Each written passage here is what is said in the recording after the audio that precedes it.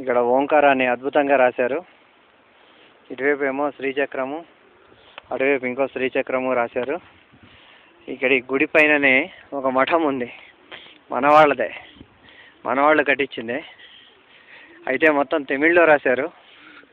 Most probably ఇది కూడా నారాయణ ఘాటికి సంబంధించిందే ఉంటుంది.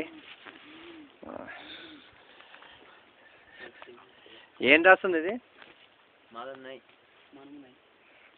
అదే తమిళ్లో ఏదో రాస్తుంది.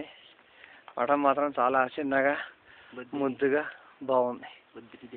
చూడడానికి చిన్నగా ఉంది కానీ లోపల మాత్రం హెచ్హెచ్డి శ్రీ శటకోప రామానుజ జీయర్, శ్రీ మానవాళముని జీయర్ మఠ్, వెల్లిపుత్తూరు వాళ్ళు, శ్రీవెల్లిపుత్తూరు వాళ్ళు కట్టించింది. జూలై 6, 7, 8, 2009లో కట్టించింది. ఇది వాళ్ళ శిలాఫలకం లాంటిది.